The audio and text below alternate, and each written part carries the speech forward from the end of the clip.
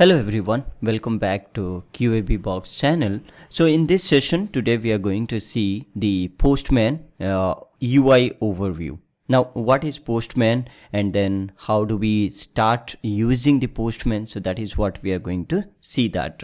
So in our previous sessions we have seen all different types of API details, right? The introduction to API and then what to test in API, why API testing is most necessary and it is as compared to your UI testing. So all those things we have already seen that. So now today we are going to see that a tool that is helping us to do the API testing, whether it is manual testing or automation testing, but we need some kind of tool, right?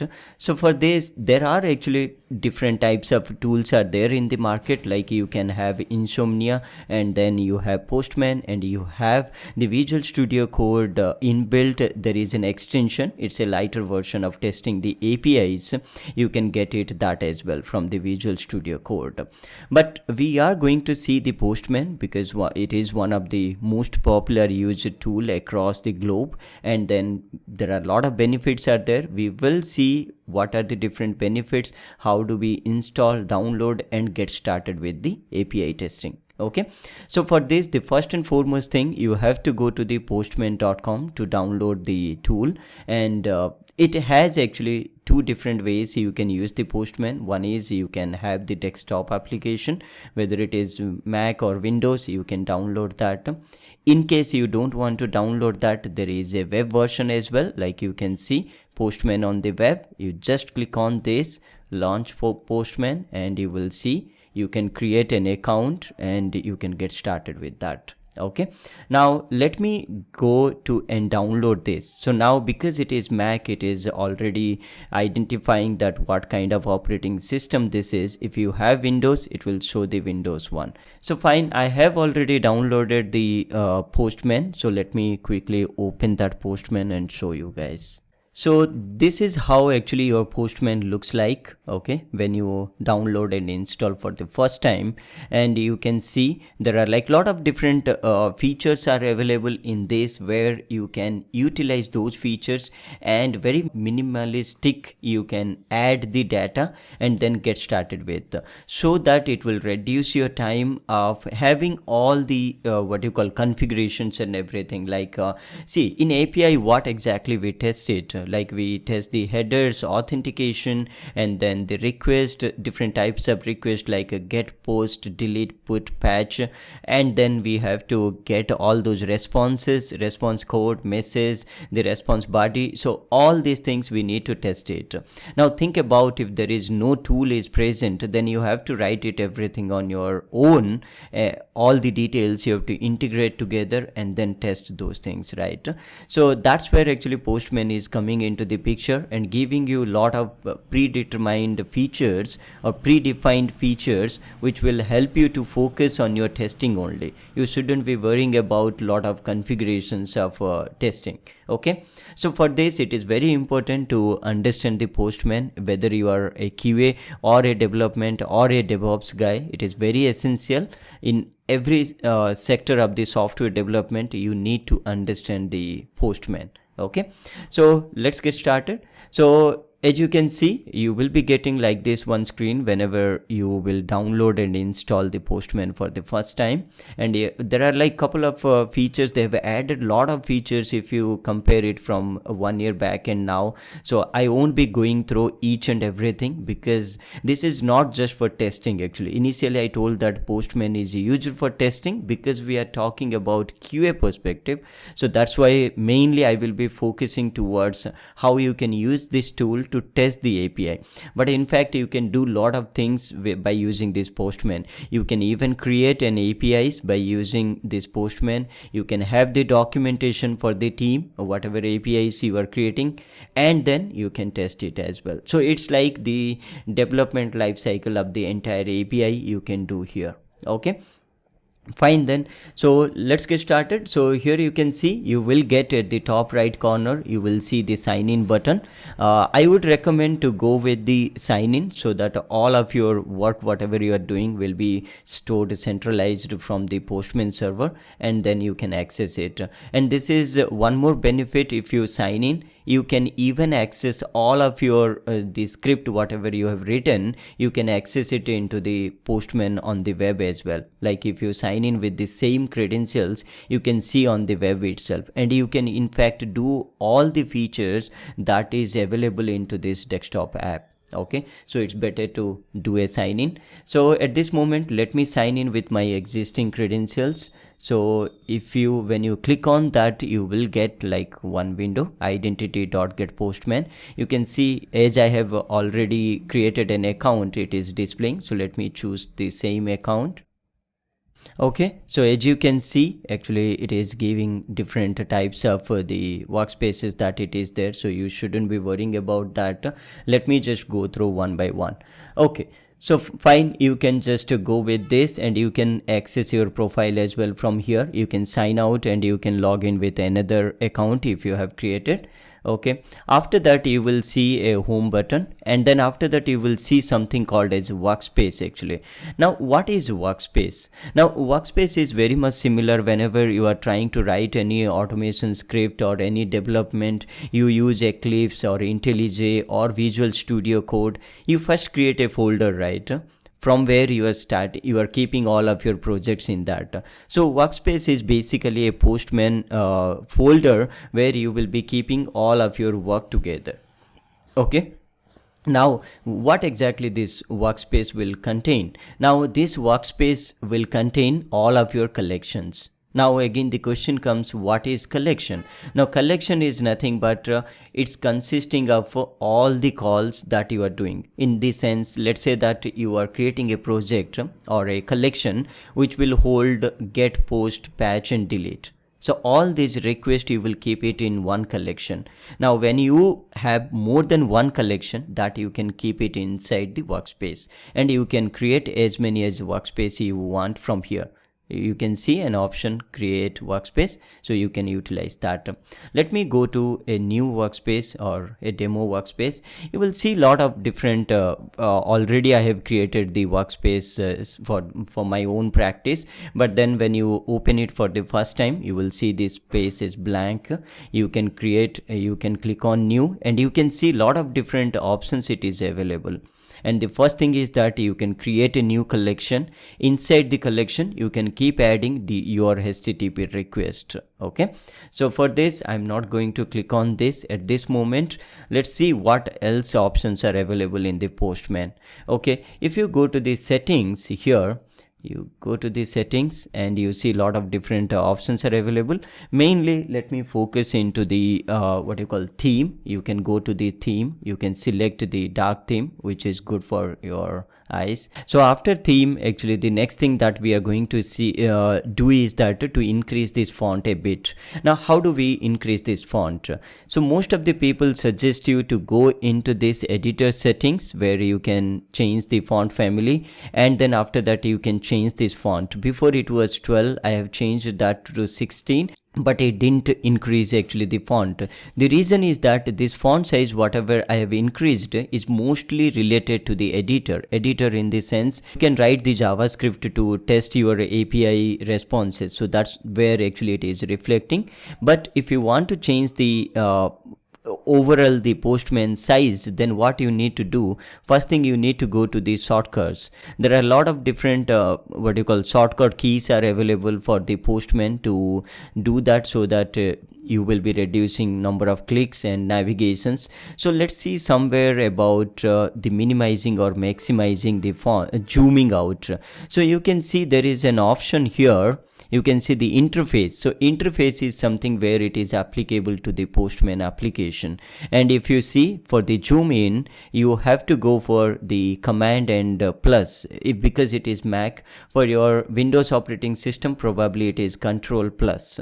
So let me do one thing. Let me close this, and then if I do a command and plus, you can see it's keep on increasing. So whatever size is preferable for you, you can just keep that. Make sure that you expand a bit whenever you are increasing the font size. Okay, so that's about your look and feel about this Postman. Now let's get straight into the collections. So as I told, you can have several workspaces inside your Postman. You can add also. So at this moment I'm on demo. So it's a new workspace that I've created, and even you can create a new collection as well. At this moment, let me create a new collection, and you can give here some name, and let's close this, and you can edit. So this is my collection, right? So let's say that sample collection. So you can say sample collection and click on enter. Now inside this, when you expand this, it is saying that this collection is empty, add a request to start working. So in this sense, this is just a folder actually which you created, but the actual API calls, we didn't do this here. Okay, so there are a couple of things that you need to make sure to understand. There are some prerequisite script. As I told, Postman allows us to add some of these scripts actually. In the sense, it supports JavaScript. Let's say that you want to get the current time, or let's say current date, anything that you want to test along with your API responses, you can write those JavaScript in here. The same thing, you have something called as a test. This is basically after the collection is run actually. So pre-request is basically before calling your request, get, post, whatever you are doing. Test is something after you have actually called the request. At this moment, let's not worry about all these things. There is something called as variables. So this variables is basically meant for this entire collection. Let's say that you are creating a variable as name equal to John, and then this name string, you want to share it across multiple requests that you have created. So you can add the variables here. The values, you can add it your own, or else we can even fetch from the API response and assign it to these variables. That's where actually the test tab is helping you to do that. And also there is one more added advantage is that if you are very new to the JavaScript, don't worry about that. Even I started with my minimal knowledge, and then what I did, I just did a practice by using some predetermined scripts.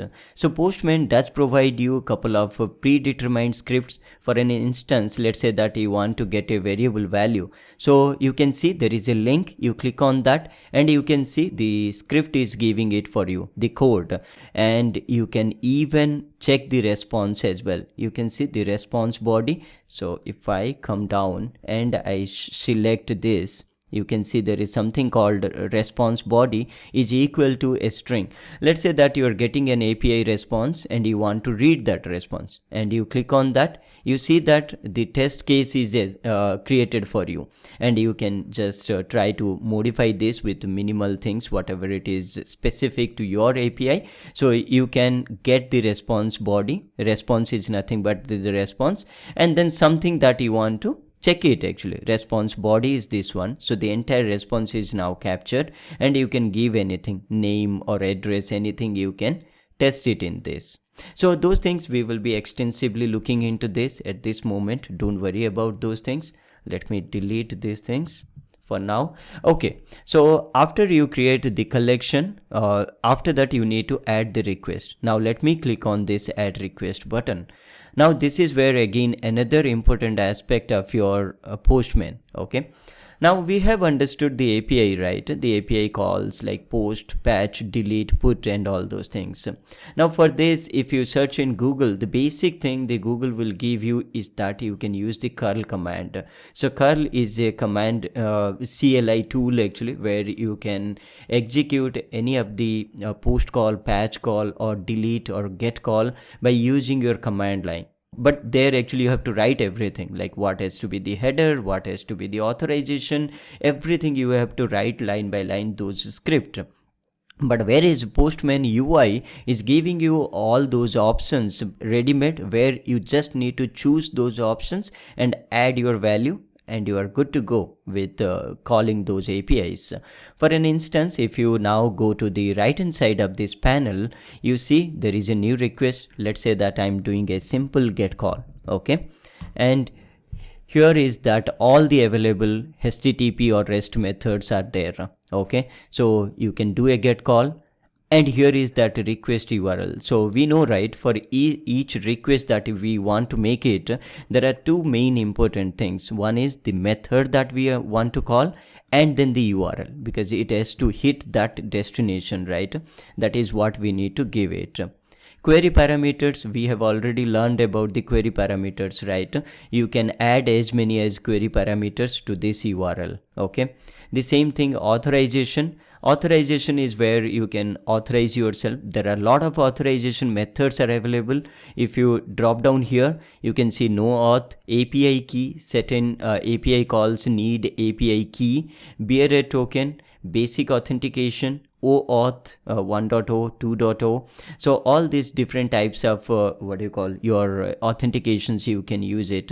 Mostly if you see any practice API calls or even real-time API calls, you will be getting either API key, basic auth or OAuth 2.0. So basically it will be distributed across these three types of authentication.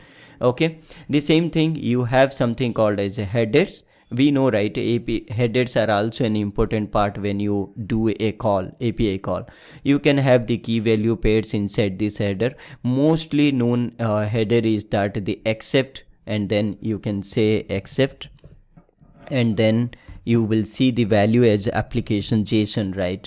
So you can just give it here. You don't need to write the entire line while writing into the call command, and you can add as many as headers into this. Body, we all know that when you do a post call or put call or patch call, you need the payload. Actually, for API, the payload or the JSON that you want, you can just add it right away into this panel. What you can do, you can choose the raw, and here you can say JSON, because most of these days any API call that you want to do, the payload will be in terms of JSON. I will be showing you guys in a moment, but let's first understand these things. So you can have your JSON here. Now the same thing, pre-request script, like how we have seen at the collection level. For each request there is a pre-request script, and the test is also there. If I'm clicking on the send button, the first thing that it will hit is the pre-request script, anything that I have written here. Now after that it will do the actual call, whatever the call or method that I am going to execute it. Then it will go to the test, whatever the test case that I'm writing here, because I have to validate something, right? So that is how I can give it. And also I can utilize the variables that I have created here. Those things I can use it inside this. I will be showing you a quick demo of that as well. Let's say that you have written pre-request script, headers, then the URL. Now you are clicking on the send button, where exactly you will see the response. So if you just expand this lower bottom, you will see the response here. Okay, whatever the payload, whether it is get, post, patch call or anything, you get the response body, along with that the status, and also the message also you will be getting. So this is nice, right? Just you need to add your data only. You don't need to worry about how to call, how to have more data into that. Everything it is giving a one place solution for you. Fine. So the same thing you can add, it's not limited to one call. You can have any request. So you can just right click here. You can see there is a add request. You can, let's say that I'm doing a post entity. Let's say I'm writing something here, and you can choose the post, and you can utilize any of these components to do that. And you can see at this moment for this request I've changed a couple of things, right? You see there is a orange dot is coming. I mean, depending on the theme, you will be getting these dots. I think it is default as orange because it is unsaved request actually. But when I say Control S or Command S in our Mac, you see that these dots are going. And when you even do this, you can even save it. Now there are a lot of different tabs are opening. Either you can close single tab, or you can right click. You can see there is an option to close and close all tabs. So all the tabs will be closed, whatever it is opened. It's like very much exactly similar to any other editors. Okay, now let's go back to this individual options. Like when you go to this individual collection and you click on these three dots, you see there are a lot of options they have given for you. Okay, one is you can share. So this is again one more important thing. Let's say you are working as a team and then you have initiated something, but you want to share your collection to someone. So you can prepare your collection, multiple requests you can create it, and you click on this share button. There are a lot of different options that the latest version of the Postman is giving. You can have a team. You can see here there is one option. You can even go with a team specific. You can see team workspace. So let's say that you want to create your own team where you can add a couple of users into this collection, and then you can collaborate yourself. So that is what you can do it. Let me go to my personal one, and then if you click on this and go to the share, so you can add the names related to your team. They can get this notification via run in Postman. This is a new one, embed a live version, in the sense, let's say that you want to take this as a, so it's basically giving you a button actually where you can fork your collection. You can add it into your blog or anywhere into an HTML so that other people can take those things. I really didn't try it, but yeah, if you want to give it a try, you can do it via JSON link. So this is something I mostly use it. Let's say after you have added all of your collections, you can add it as via JSON link. So it will give you a public URL. You can see get JSON link, and you click on that, and you can see it is giving you a collection, okay, where it's creating a secured ID for you so that anybody will access into this internet, they can get access to this link. Okay, you can just copy it and you can send it to anyone, so they can just load this URL. Let me show you that. So if you copy and then open your browser, and then you just go to this, okay, you can see this particular JSON is coming. Now there are options. You can even export this one as well. So this is sharing a link, right? I will show you how do you import this one into your collection, because see, anything that whatever we are creating, right, this collection and then this request and everything, these all converted into JSON actually. And this JSON, you can take it from this directly link. You can directly import it to your Postman as well. Okay, fine. So let's see what else options are there. You can move it, you can run the collection. So I told you guys to have individual send, right? This is for individual calls. Let's say that you are creating multiple calls, and you want to run at once actually. So this is like individual test cases, but then you are creating a shoot, and that entire shoot you want to run it. So you can click on this run collection, and you can see it will populate all of the requests that you have added it. You can select, deselect any of the options, and you can run this sample collection. Collection is this one, right? So you can run it. Here are a couple of things. Iterations is basically if you are doing some kind of performance testing where you want to hit multiple times the same API endpoint, you can do that. It's a lighter alternate of your JMeter, if you know that. Fine. And after that, you can see there is some option called as save responses. So when you call this one, right, it will give you only the output only, whether it is success or failure. But if you want to keep the responses, because each call will have a response, right? If you want to capture it, you can just select this option and you can run it. It will give you a nice report actually, where individual request details you can see as an output. I will be showing you guys that in a moment. Fine. So this is about your run collection. You can edit, you can add a new request, you can add a folder. In this sense, let's say that inside this collection, you want to have multiple folders. You can even do that. Each folder can have its own request. So that is just keeping the nested calls inside the folders. Okay. Monitor collection, you can just click it. You can see all the details like the timing and all those things. And then after that, you have something called as a duplicate. So if I click on that, you will see another option will be created here. Let's say that you have created couple of API endpoint calls, but you want to do a differently something, okay, a different test data you want to use it. So instead of changing the same thing, you can just copy it so that you can reuse and you can add your own. Okay, you can just rename whatever you want. So that is a duplicate one. Okay. After that, you can have a view documentation. So this is again a new feature. You can have your own, so you can write whatever you want actually here. Each of your call, you can have your own documentation, so that any new members in your team, or if you're giving a training to someone, you can have all those documentation. And each call's documentation, you can see here. You see at the right side panel, you see some small icon as documentation. You can click it here as well. Okay, so this is actually more into informational purpose if you want to share to anyone. Okay, and then after that, you can rename, duplicate, I have shown, export. Now this is very similar to your share.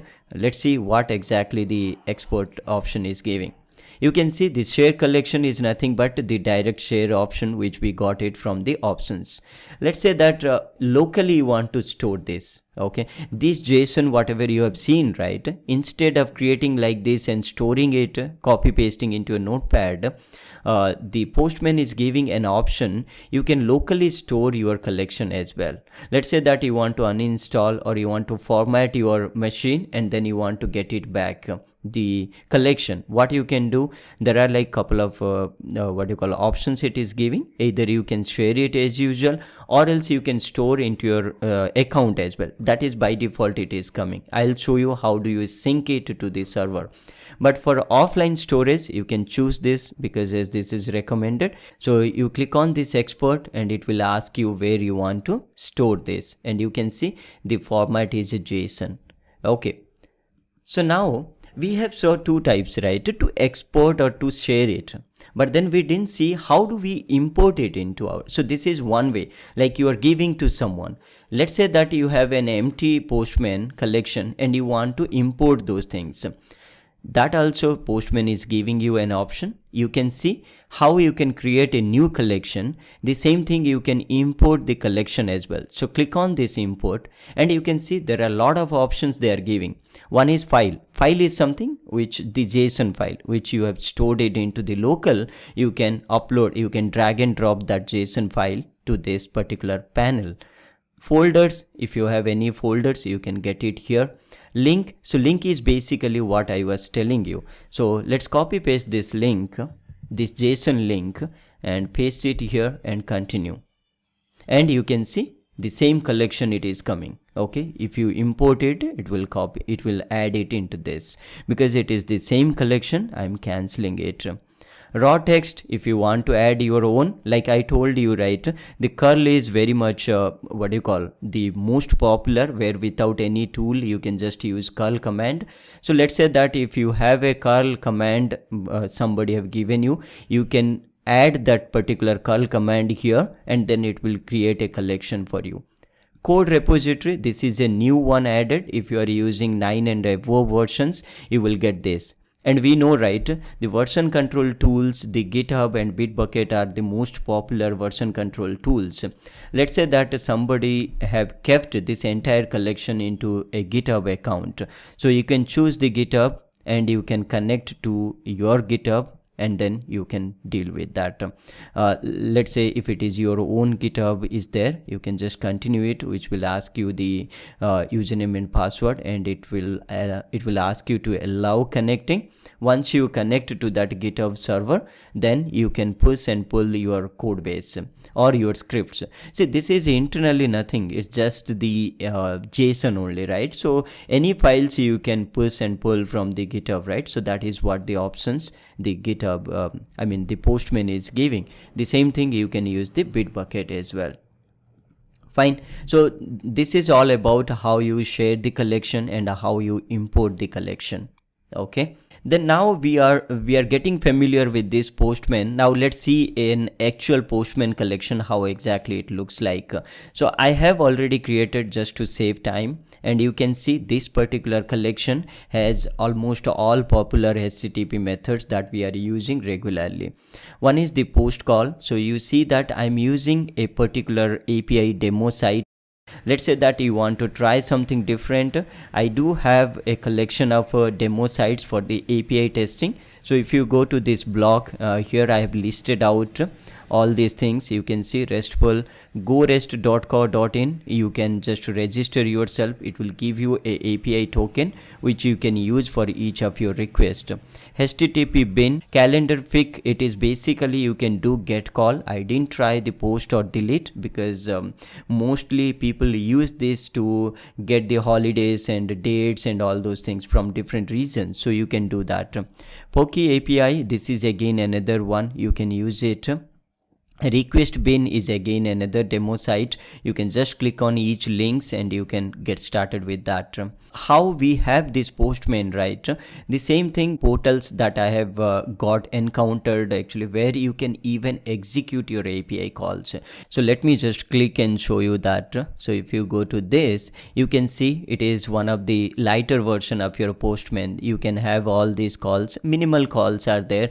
Basically you can just call actually those things. You can't really test anything, but if you want to just see that whether your request is actually executing or not, or getting some response or not, you can see that here. So if you want, you can just use this one as well. But mostly in our upcoming sessions we will be seeing this RESTful booker and go rest, and as I encounter more and more API endpoints, I will be keep adding to this particular post so that it can be benefited to everyone. Fine. Okay, so as you can see, I have a post call will give me one authentication actually. So if you see, I'm adding actually some username and password, and don't worry about that, I will be discussing these things more in detail. And if you go to this collection, you see I have couple of variables assigned, because you see that this token whatever I will be creating, right, this is basically my authentication, and for each of these calls I need this token. And I don't want to execute at every call. I don't want to create my token. I want to create it once and utilize it in every call, right? So for that reason, actually, I have created a variable here as a token, and I'm writing some test which will execute after my this post call is done, and it will capture that from the response and it will store it into a variable. Now this variable I can use it in anywhere. Let's say that delete call need this token, so I can add as a cookie. So this is basically how do I know that this is what actually I need to add that token into the cookie. Basically these are the specifications that your developer or the business documentation will be there. You can get it and you can add it. Fine. So by looking into the RESTful booker, I have learned actually that one, and then I have implemented here. So this is the collection to get my token. After that I'm getting a booking. What are the different bookings are there? Let me just run it real quick. For get call I don't need the API key, so that's why I'm just running as it is, and you can see the response you will get is here. Now this body, this response body has different viewer options, like you can have pretty, which is like the JSON viewer. You can see the colors as well. Raw text, you can preview it, and you can visualize it as well. I don't know what exactly the visualization comes. Probably when it is in HTML, you can visualize the preview. So pretty is basically where I always focus more, and you can see the what you call the status code, the status message, how much time it actually took, and what is the data transfer size as well. So all these things you can see here. There are test results. If I am adding any test result to here, like anything testing, let's say that I will say that the body should contain the booking ID as 5. If I'm writing a test case, then after this call is done, this test case will be executed and it will show you the result, whether pass or fail. We will be seeing that in our upcoming sessions as well. Okay, so that's how we will see the response here. Post call, as I told to you guys, that post call need a the payload, so that actually we are adding it here. And if I do a call here, then you can see the call will happen like this, and you can get the response as well. And I have written certain script actually to get the booking ID, so that I can take this booking ID here, so I can add those variables. If you see, so if you go to this variable booking ID, you can see 36, right? The same 36 got created here. Now I don't know, right, what is the ID will create when you do a post call, and the same ID, I will have to use and delete it. That's why dynamically I'm getting this value from the response. You can see pm.response.json, which is this entire JSON. From there I'm getting this booking ID, which is the 36 value, and I'm assigning that into this variable. You see that automatically it has been assigned. Next time when I run it, let's say it will come as 56, then this variable will be updated. And now when I'm doing a get this delete, what I need to do, instead of hard coding it, I will try to write that as a variable. Now that is actually booking ID, right? And you can see it is giving that option. And if I mouse over that, it is giving me the 36 as well. Let me show you real quick. So booking/36. I will run this this request, and you see there is some value is coming, right? Whatever the 36 booking ID is holding. But if I delete this one, and that need a cookie here, you can see for delete. Now if I mouse over that, there is nothing because I didn't run this one. So let me run it. You can see the token, whatever it is generating, that will now appear it here. You can see the token is coming here. So now I have the token, which is authenticating me to delete it, and then the booking ID is 36. Now let me do a call, and you can see method not available. Let's see why. Delete booking ID. Okay, so as you can see, the 36 entry is not available, so that's why it is not getting that URL. Let me do one thing. Let me do a real quick post call here. So let me do a post call where it will generate a new token, and after that I'm just doing this call successful. I'm posting a call here, and you can see the 16 got created, and you can do a get call to see if this 16 is available or not. You can see it added newly here. Now let me go back to this delete call, and let's see, this is my 16, right? And the token is also updated. Let me click on send, and you can see maybe that time actually it just cleared the cache from the server. That's why that didn't come. But now you can see 201 created. Now if I go and call this get, I will not get the 16. You can see, let's see if 16 is coming. You can see it is gone actually from there because I've deleted that from the server. So that's how you will be testing different things. You can write the test script and you will write it, and also you can run it. Because I have made everything dynamic, you can see all. I will skip this put call. You can see token it will create, then get booking, post this booking, the same whatever the booking ID it is generating, it will delete it. So I will say save responses and run this, and you can see it becomes successful. I don't have any test cases, that's why it is not showing as pass or fail. But if you see each of this, you can see everything actually, the request URL, response body, because I have done the save response, right? All these things are coming, and you can see the response body created. And if you go to this get booking, you can even see all these things. For post, you can see that is the booking IDs, everything you can see. So 24 got created, and the same 24 here, it would have been deleted actually here. So that is how actually you will be running your collection. There are a lot of different ways you can run this collection. You can use even command line tool as well. So it's not scope of this particular session. So I think you have got an idea about what is Postman, how do you really handle this Postman, okay, different sections, so that you can deal with this. So hold your thoughts with this Postman. You can just download and practice it, and stay tuned. We will be looking into each and every of these calls, the JavaScript variables running into the CLI, and all those things we will see one by one in detail.